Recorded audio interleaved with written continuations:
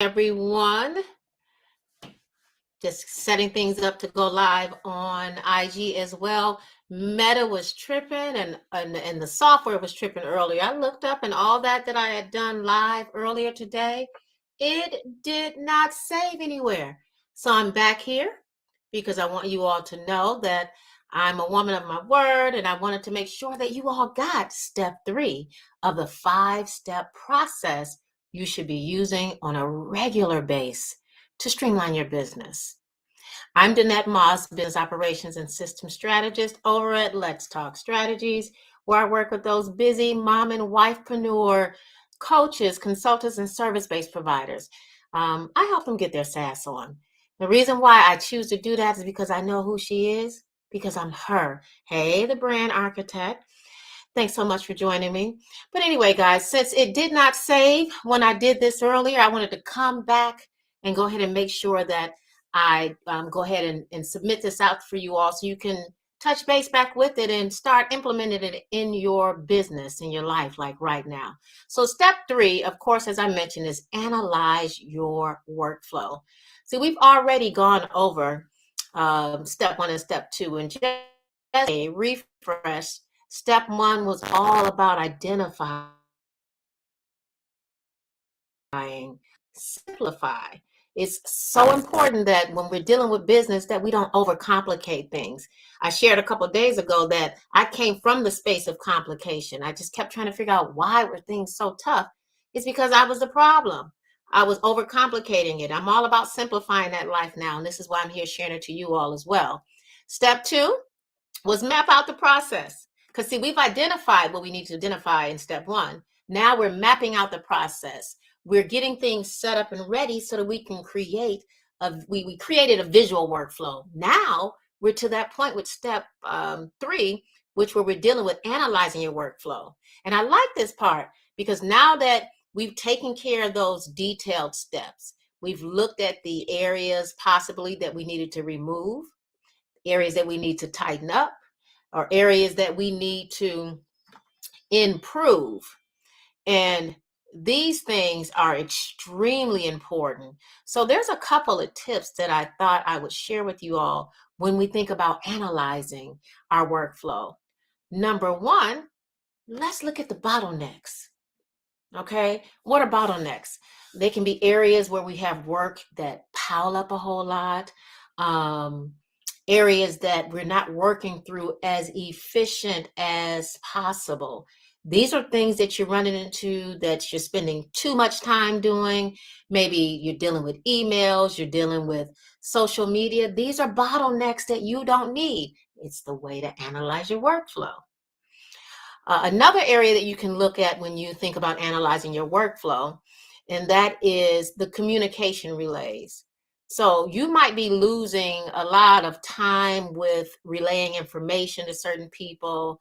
I know for me, my drawback was I was just trying to be in too many places at a time. And so things were starting to become delayed a whole lot. So I needed to create a better system to help me relay my messages, whether it was going to be to automate them. Y'all know automation is queen. I'm a female, so I'm going to say king. And so those things are important. We need to be paying attention to, how we relay messages, how we communicate, whether it's with your employees, whether it's with your clients, etc. And I'm over here on IG and I'm over here on Facebook, LinkedIn, and all that. So if you guys see me looking in both places, that's why. Another area to think about analyzing for workflow is the lack of visibility. Okay. There may be tasks that you need to be paying attention to, management tasks, areas of interest, places that you need to be looking at, the process status, the progress. Lack of visibility when it comes from me being visible on things like my Pinterest, my LinkedIn.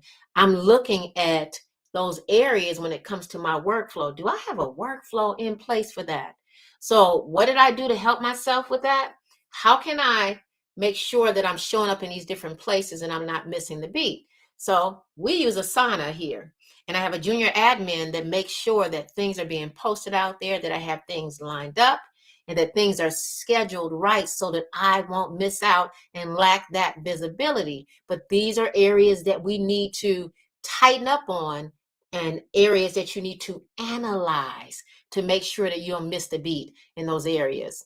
Other areas that, or other things that you need to take care of when it comes to analyzing your workflow, you need to think about analyzing your integration issues, right? Do you have any integration issues? I use funnel streams. I used to use Kartra. I used to use all these other different things. I love my funnel streams now. But I analyze those areas to make sure my integration is on point. Look at what we had earlier. I went live earlier, and the integration piece of my LinkedIn and all those other things. Hey, Chrissy, how are you? Those things they didn't connect right. Okay. I mean, life happens, right? But I came back and I came into the office. I was out walking at the park and looking at a couple areas to make sure that I got my workout part for my physical body together, and things just didn't fall right. But I had to go back and look at that. That's part of analyzing your workflow. These are systems, these are processes, these are areas that you need to look at, that you need to analyze to make sure that things are connected correctly. That's integration issues. That's what I had earlier. Okay, and you want to get in front of that. There's a process to it all. Let's see here. Analyze your workflow for missing steps, right? What steps are you possibly missing in your business that you need to go back through and simplify? See, what'll happen if you don't look at possible missing steps, which can be crucial, critical steps like, oops, I forgot to connect my paying e-commerce type situation, whether you guys are using Stripe, whether you're using PayPal or whatever. These things need to be connected. Analyze, peel back the onion layer so that you won't miss anything. I also analyze my workflow, and I look at things that can possibly be out of order, or what people may call disordered steps, right? It was supposed to be here, but some kind of way it's all the way over here. And now my client is getting something that they shouldn't have had too soon, or they don't get it at all until 2 or 3 days later. Those are things that are out of order, and that looks kind of tacky.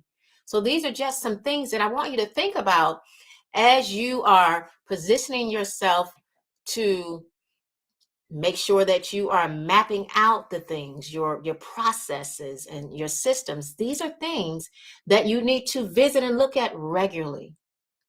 No matter who tells you don't need to do it, I'm telling you, you do need to do it. See, we can put workflows, we can put all kind of stuff in order, and we think that we can just sit it there, it's set and it's done. It's not. You have to revisit it. It's all about streamlining the business. These are the basics of streamlining, and this is the regular things that you need to touch base on. All right? I hope this was helpful. Again, I do apologize for earlier. I put it out there. People joined me live, had a good time talking with you all, and then it did not stay on LinkedIn, Facebook, Instagram. None of it stayed. So I just thought I'd come back out here and share with you all step 3 of the 5-step process that you should be using regularly in your business to keep it all streamlined and all in order. Okay, you all, this is Danette Moss, your business operations and systems strategist over at Let's Talk Strategies, home of the SaaS Factor, where I work with those busy mompreneurs and wifepreneur coaches, consultants, and service providers. I help them get their SaaS on in business, y'all. And just in case you're wondering what SaaS stands for, it stands for Strategic Action Signature Systems in Your Business. It's my belief that we all need a little bit of SaaS in our life in order for us to have and find the success that I know you all intend to have, because that's what you went into business for. You went in to help people, but also to make a profit.